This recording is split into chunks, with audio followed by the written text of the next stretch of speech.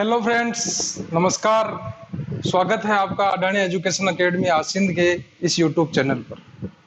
जैसा कि हम आरबीएससी 12th इंग्लिश के अंदर हमने पोएम से शुरुआत की थी और हमने 2 पोएम पढ़ ली, और आज जो हमारी तीसरी जो पोएम है वो है द होप, जिसके जो कवि रहे हैं वो है राजन अग्रवाल।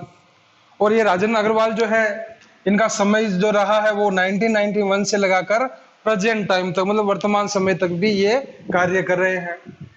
और पोयम जो है द होप, जिसको हम हिंदी में कहते हैं आशा, उम्मीद। तो दोस्तों, इस कविता के अंदर जो राजन अग्रवाल है, उन्होंने यही समझाने का प्रयास किया है कि जीवन में चाहे कितनी भी परेशानियां आए, चाहे कितनी भी कठिनाइयां आए, अगर व्यक्ति के अंदर आशा है, उम्मीद है, तो वो जीवन में कुछ भी कर सकने में सक्षम हो सकता है। मतलब उसके लिए कुछ भी इम्पॉसिबल नहीं होता है।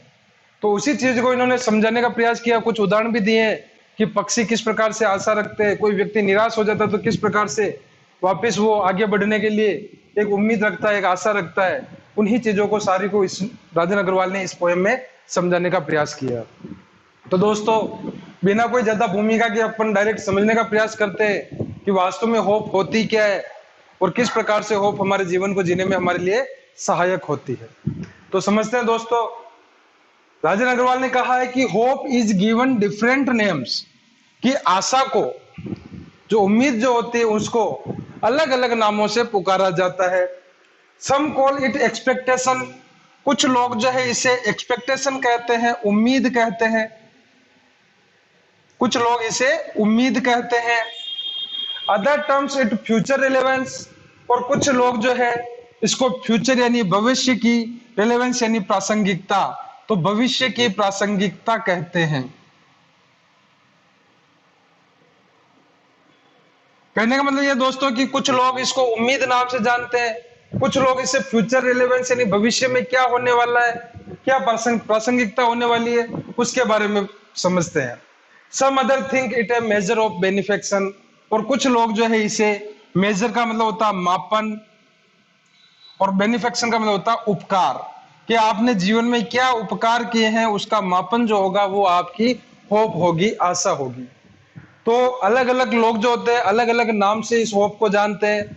कुछ लोग उसे एक्सपेक्टेशन कहते हैं, उम्मीद कहते हैं। कुछ लोग इसे फ्यूचर रिलेवेंस यानी भविष्य की प्रासंगिकता कहते हैं, और कुछ लोग जो है इसको मेजर ऑफ बेनिफिक्शन कहते हैं, मतलब कि उपकार का मापन। टू मी, लेकिन मेरे लिए, कवि कह रहा है कि उसके स्वयं के लिए, राजन अग्रवाल के लिए, hope is the creation of soul, जो आशा जो है वो क्रिएशन यानी निर्माण, सोल का मतलब होता है आत्मा, आत्मा का निर्माण है। कहने मतलब कवि के लिए आशा जो है, होप जो है, वो आत्मा का निर्माण है। तो दोस्तों, 3 नाम जो है ये तो अलग लोगों ने दिए हैं, और चौथा जो नाम है क्रिएशन ऑफ सोल, वो कवि ने स्वयं दिया है। तो कुल मिला के ये जो पहले जो 4-5 लाइन थी, इसमें हमें आशा के 4 नाम मिले हैं। पहला है एक्सपेक्टेशन, दूसरा है रेलेवेंस, तीसरा है मेजर ऑफ बेनिफिक्शन, और कवि के लिए जो है ये आशा क्या होती है, क्रिएशन ऑफ सोल होती है, आत्मा का निर्माण होती है। दैट मेक्स अस फील प्लीजरसम, जो हमें क्या करवाती, प्लीजरसम यानी आनंद की अनुभूति करवाती है, हमें आनंदित महसूस करवाती है। कौन? डेट, डेट का मतलब क्या, आशा, होप। तो that makes us feel pleasuresome and leap with enthusiasm and glow, और हमें लीप यानी उछलवाती है, एंथुसियाज्म यानी उत्साह से, उत्साह से, और ग्लो का मतलब होता है चमक से। मतलब आशा से ही हम अपने जीवन में कुछ भी करने में सक्षम होते हैं, हम उत्साहित होते हैं, हमारे चेहरे पर अपने लक्ष्य को प्राप्त करने की चमक होती है। लीप यानी हमारे मन में उछाल मारता है, हम जंप करते हैं। इन पास्ट, भूतकाल में, we have survived on hope, जो हमने पास्ट का जितना भी जीवन जिया है, भूतकाल में हमने जितना भी जीवन जिया है, वो भी हम किसी ना किसी रूप में किसी आशा पर निर्भर रहते हुए ही हमने वो जीवन जिया है। We surmise of future, surmise यानी अनुमान लगाना, सरमाइज का मतलब होता है अनुमान लगाना, और फ्यूचर यानी भविष्य का, बिकॉज ऑफ होप, आशा के कारण ही हम भविष्य का भी अनुमान लगाते हैं। तो दोस्तों आप भी समझिएगा कि राजेंद्र अग्रवाल ने क्या कहने का प्रयास किया है। तो hope is given different names, आशा को बहुत सारे अलग अलग नाम दिए गए हैं। सम कॉल इट एक्सपेक्टेशन, कुछ लोग इसे उम्मीद के नाम से जानते हैं। Other term it future relevance, और कुछ लोग इसको भविष्य की प्रासंगिकता के नाम से जानते हैं। सम अदर थिंक, कुछ लोग सोचते हैं इट ए मेजर ऑफ बेनिफेक्शन, कि ये आपके उपकार का मापन होती है।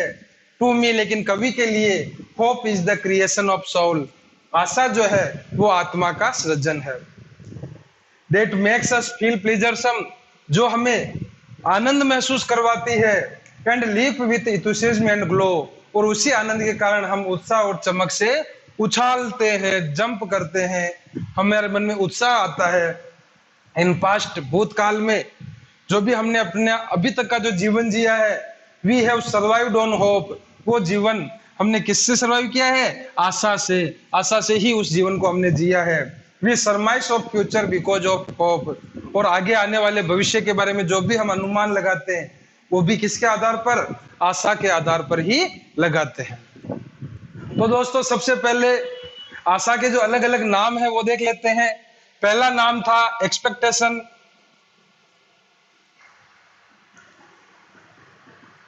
दूसरा नाम दिया गया है इसको फ्यूचर रेलेवेंस,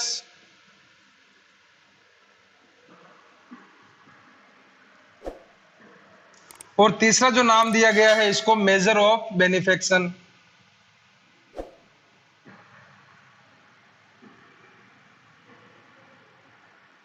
और जो कवि ने स्वयं ने नाम दिया है उसको दिया है क्रिएशन ऑफ सोल।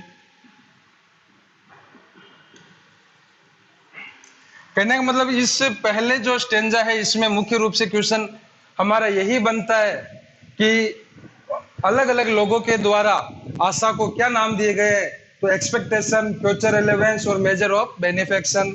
और अगर क्वेश्चन ये बन जाता है कि कवि ने होप को किस नाम से जाना है, तो वो होगा अपना क्रिएशन ऑफ सोल, आत्मा का निर्माण, आत्मा का सृजन। तो दोस्तों इस कविता में कवि जो हमारे राजेंद्र अग्रवाल जी, उन्होंने आगे एक तरीके से हमें समझाने का प्रयास किया है कि किस आधार पर जो मनुष्य है, जो पक्षी होते हैं, जो टहनी होती है और जो पेड़ होते हैं, वो अपने जीवन में आशा रखते हैं। आगे आने वाले जीवन को देखते हुए वो किसी कार्य की शुरुआत करते हैं। तो उसी चीज को समझाने का प्रयास यहाँ पर किया गया है। सबसे पहले देखते हैं पहली line, hope kills negativity inside, कि मनुष्य के अंदर के जो नकारात्मकता जो होती है, नकारात्मक विचार जो होते हैं, उनको किल्स यानी समाप्त करती है, उनको मारती है। इनसाइड यानी अंदर के, मतलब हमारे अंदर के जो नकारात्मक विचार है उनको हम एक आशा से ही हम उनको समाप्त कर सकते हैं। एंड फील्स अस, और हमें बर देती है, और हमें बर देती है किससे? विथ काम एंड क्वाइट, शांति से, और क्वाइट यानी खामोशी से। मतलब एक आशा ही होती है जो हमारे मन के नकारात्मक विचारों को शांत करती है, उनको समाप्त करती है, तथा हमारे मन को शांति और खामोशी से भर देती है। क्योंकि जो नेगेटिविटी जो होती है, नकारात्मक विचार होते हैं, वो बहुत ही ज्यादा खतरनाक हो सकते हैं। आने वाले समय में हम इन नकारात्मक विचारों की वजह से ही बहुत कुछ ऐसे कदम उठा सकते हैं जो हमारे लिए या हमारे परिवार के लिए बहुत ही ज्यादा हानिकारक हो। इसी कारण से कवि ने कहा कि एक आशा ही जो होती है वो मनुष्य के अंदर के जो नकारात्मक विचार जो है उनको समाप्त करती है, तथा उनके मन को शांति और खामोशी से भर देती है। Hope makes the bird fly, एक आशा से ही एक पक्षी जो है उड़ान भरता है, एक उड़ता है। इन सर्च, किसके लिए? तलाश में, एक खोज करता है। ऑफ फूड, भोजन की। फॉर यंग वंस, अपने छोटे छोटे बच्चों के लिए। देखो दो चीजें यहां पर बताइए। पहली कि मनुष्य के अंदर जो नकारात्मक विचार होते हैं वो एक होप के कारण ही समाप्त होते, तथा उसमें शांति और खामोशी जो है उसके मन में छाती है। दूसरा है आशा के कारण ही एक पक्षी उड़ान भरता है ताकि वो अपने छोटे बच्चों के लिए भोजन की तलाश कर सके, उनके लिए भोजन ढूंढ सके। एंड मटेरियल्स, और कुछ ऐसी सामग्री ढूंढ सके ताकि वो क्या कर सके? टू बिल्ड, बना सके क्या? देयर होम्स, अपने घोंसले।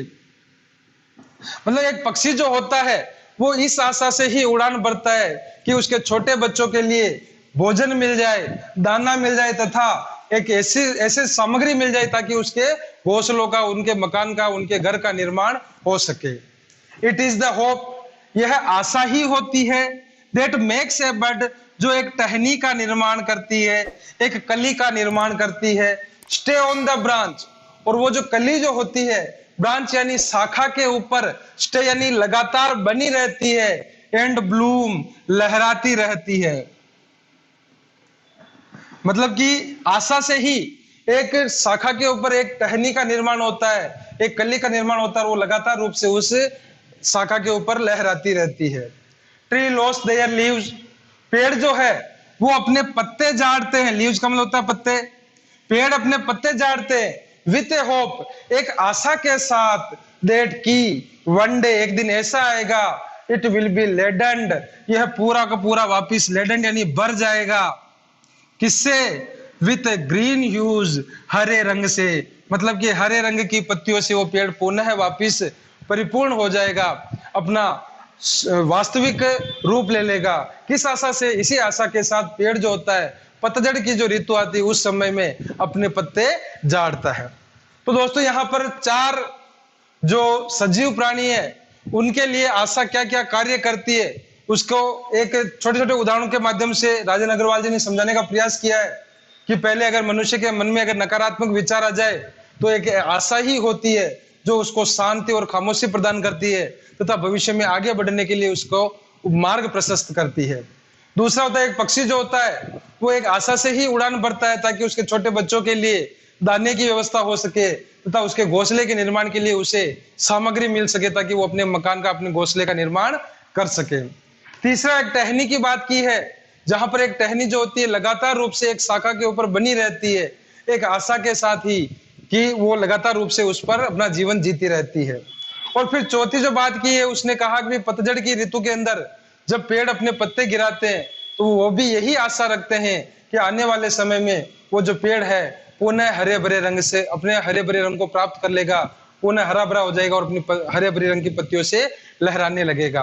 तो ये चार जो सजीव प्राणी है ये चारों ही प्राणी जो है एक आशा से ही अपने जीवन को जीने का प्रयास करते हैं। तो दोस्तों हमने पहले वाले स्टेंजा में तो ये समझने का प्रयास किया था कि भी आशा को किन किन लोगों के द्वारा क्या क्या नाम दिए गए, कवि के द्वारा क्या नाम दिया गया। अब ये जो स्टेंजा जो है इसके अंदर महत्वपूर्ण क्वेश्चन क्या बनते हैं उसको अपन समझ लेते हैं कि टू बेनिफिट्स ऑफ होप, सबसे पहले हमारी आशा के मुख्य रूप से दो बेनिफिट क्या हो सकते हैं। तो एक तो होप किल्स नेगेटिविटी इनसाइड और and feels us with calm and quite. तो ये दोनों ही जो है बेनिफिट वो हमें होते हैं किससे, आशा से। तो इसके हो जाएंगे इट किल्स नेगेटिविटी और it feels it feels us with calm and quiet. फिर आगे what makes a bird to stay on the branch, कि एक टहनी को लगातार रूप से अपनी शाखा पर बना रहने के लिए कौन आगे बढ़ाता है, कौन प्रभावित करता है। तो होप, तो यहां पर व्हाट की जगह आंसर हो जाएगा अपना hope. The hope makes a bird to stay on the branch, ये मुख्य रूप से अपना आंसर हो गया। Why do tree lose their leaves, पत्ते, पेड़ जो होते हैं वो अपने पत्ते क्यों झाड़ते हैं, क्यों झाड़ते हैं। To it will be laden with green hues, ताकि वो अपने वापिस हरे रंगों को प्राप्त कर सके। To get its green hues again, दोबारा वह अपने आप को हरे रंग से भरने के लिए पेड़ जो है अपने पत्तों को झाड़ते हैं। तो मुख्य रूप से क्वेश्चन 3 बनते हैं कि हमारी आशा के क्या बेनिफिट है। तो इट किल्स नेगेटिविटी और it feels us with calm and quiet. What makes a bird to stay on the branch, एक टहनी पर, एक टहनी को लगातार रूप से शाखा पर बनाए कौन रखता है, तो आशा होती है। आशा से ही एक टहनी जो है लगातार रूप से अपनी शाखा पर बनी रहती है। और why do the tree lose their leaves to get its green hues again, अपने हरे रंग को पुनः प्राप्त करने के लिए पेड़ जो है अपने पत्तों को झाड़ता है। मतलब ये कुल मिला के आशा जो होती है हमें आशावादी बनाती है, आशान्वित बनाती है, हमारे नकारात्मक विचारों को मारती है, हमारे मन को शांत और संतुष्ट करती है तथा भविष्य में हमें आगे बढ़ने के लिए प्रेरणा देती है। आगे की पंक्तियों में राजेंद्र अग्रवाल जी ने और भी ज्यादा आशा के प्रति हमें समझाने का प्रयास किया है, आशा को हमें बताने का प्रयास किया है कि हमें हमेशा आशावादी बनना चाहिए ताकि जीवन में हम लगातार रूप से आगे बढ़ सके। Hope enlightens the life's gloomy thoroughfares. देखिए अब यहाँ पर क्या करें कि होप यानी आशा जो होती है, एनलाइटन्स यानी प्रकाशित करती है, हमें प्रकाशित करती है किसको?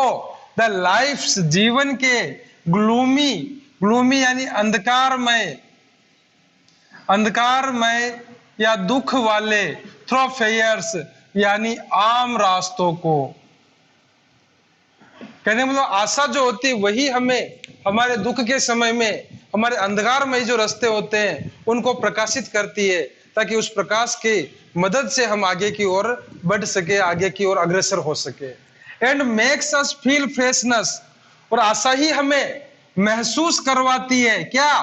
फ्रेशनेस, ताजगी का, एंड वार्मथ, गर्मी का, या हम कह सकते हैं समीप्यता का, समीपता का हम समीपता और ताजगी का महसूस करवाती है, गर्मी और ताजगी को महसूस करवाती है ऑफ द डे अहेड यानी आगे आने वाले दिनों के लिए। ऑफ द डे अहेड मतलब आगे आने वाले दिनों के लिए। वापस समझेंगे कि hope enlightens the life's gloomy थ्रोफेयर्स, आशा जो होती है हमारे जीवन के जो अंधकारमय जो रास्ते हैं उनको प्रकाशित करती है। And makes us feel the freshness and warmth, और हमें ताजगी और गर्मी का एहसास करवाती है ऑफ द डे अहेड आने वाले दिनों के। Hope makes life go on, आशा ही जो है जीवन को लगातार रूप से गो ऑन यानी गतिमान बनाए रखती है, लगातार रूप से चलाए रखती है। लाइफ इज डेरिवेटिव, आशा जो होती है एक व्युत्पन्न होता है। आशा क्या होती है? व्युत्पन्न होती है, उत्पन्न होती है किससे? ऑफ द फंक्शन, एक फंक्शन है कॉल्ड होप जिसे हम आशा नाम से जानते हैं। तो आशा से ही जीवन की उत्पत्ति होती है। कहने का मतलब यहाँ पर दो चीजें बताई गई है, एक तो लाइफ और एक है होप, लेकिन इसमें जो बड़ी जो चीज है वो है आशा, क्योंकि आशा से ही जीवन की उत्पत्ति होती है। आशा का ही एक पार्ट जो होता है, एक पार्ट जो होता है वो क्या होता है? जीवन होता है। Hope is the prime excellence, इसीलिए आशा जो है सर्वोत्कृष्ट है, सबसे ज्यादा आवश्यक है। राइट फ्रॉम द डे, कब से? उस दिन से। वन इज बोर्न, जब से कोई पैदा होता है उसी दिन से व्यक्ति के साथ में आशाएं जुड़ने लग जाती है। आशा जब कोई व्यक्ति पैदा होता है उसी दिन से उसके साथ में बनी रहती है। वापिस समझेंगे कि hope enlightens the life's gloomy थ्रोफेयर्स, आशा जो होती है जीवन के अंधकारमय रास्तों को प्रकाशित करती है। And makes us feel freshness and warmth, और हमें ताजगी और गर्मी का एहसास कराती, किसकी? ऑफ द डे अहेड, आने वाले दिनों की। Hope makes life go on, आशा हमेशा हमारे जीवन को गतिमान रखती है, आगे बढ़ाने के लिए हमें प्रेरित करती है। Life is derivative of the function called hope, एक बहुत बड़ा फंक्शन है होप, उसका एक पार्ट जो होता है उससे आशा उत्पन्न होती है। Hope is the prime excellence, आशा ही सर्वोत्कृष्ट है, सबसे ज्यादा आवश्यक है। Right from the day one is born, उस दिन से जब कभी कोई व्यक्ति पैदा होता है उसी दिन से उसके साथ में आशा जुड़ जाती है। तो दोस्तों आगे हम देखते हैं कि ये जो अंतिम जो स्टेंजा है यहाँ से हमारे क्या क्या क्वेश्चन बनते हैं उसको समझते हैं। From which day one is hopeful, कब से एक व्यक्ति जो होता है आशावादी होता है? कब से होता है? Right from the day one is born, मतलब फ्रॉम द बर्थ, उसके जन्म से वो व्यक्ति आशावादी बनता है, होपफुल बनता है। तो अपन क्या लिख सकते हैं? From which day one is hopeful, from his birth, मतलब अपने जन्म से या उसके जन्म से वो आशावादी बनता है। How do the life thoroughfares appears, अब जीवन के जो रास्ते वो हमें कैसे दिखते हैं? तो ग्लूमी, अंधकार में दुख भरे, तो हमारे जीवन के रास्ते कैसे हैं? ग्लूमी, अंधकार में, या हम कह सकते हैं दुख से भरे हुए। What does the hope enlighten, हम जो आशा जो होती है हमारे जीवन में क्या प्रकाशित करती है? तो द लाइफ्स ग्लूमी थ्रोफेयर्स, हमारे जीवन के अंधकारमय रास्ते, द लाइफ्स ग्लूमी थ्रोफेयर्स। फिर आगे क्वेश्चन बनता है कि what is derivative of the function called hope, कि एक बहुत बड़ा फंक्शन होता है होप, उसका डेरिवेटिव यानी उससे क्या उत्पन्न होता है, तो उससे जो उत्पन्न होता है वो है अपना जीवन। तो life is derivative of the function called hope, कि जो एक आशा जो होती है वो बहुत बड़ी विचारधारा होती है और उसी से एक जीवन का निर्माण होता है। तो इस प्रकार से जो राजन अग्रवाल जो हमारे कवि है, उन्होंने इस पोयम के माध्यम से हमें हमेशा आशावादी रहने के लिए तथा हमेशा हमारे जीवन को आगे गतिमान करने के लिए हमें कुछ उदाहरण देकर समझाया है कि हमेशा हर व्यक्ति आशा के साथ ही अपने जीवन को जीता है तथा आगे बढ़ने का प्रयास करता है। इसलिए हमें भी हमारे मन में कभी भी नेगेटिव विचार नहीं लाने चाहिए, और आते भी है तो हमें आशावादी बनना चाहिए तथा उन नेगेटिव विचारों को समाप्त कर आगे बढ़ने का हमें प्रयास करना चाहिए। तो ये थी कविता द होप, जिसका एक्सप्लेनेशन हिंदी में जो व्याख्या है वो आपको निश्चित रूप से समझ में आई होगी। अगर आपको समझ में आई हो तो आप ज्यादा से ज्यादा हमारे चैनल को शेयर करें, सब्सक्राइब करें तथा इस वीडियो को लाइक करें। धन्यवाद।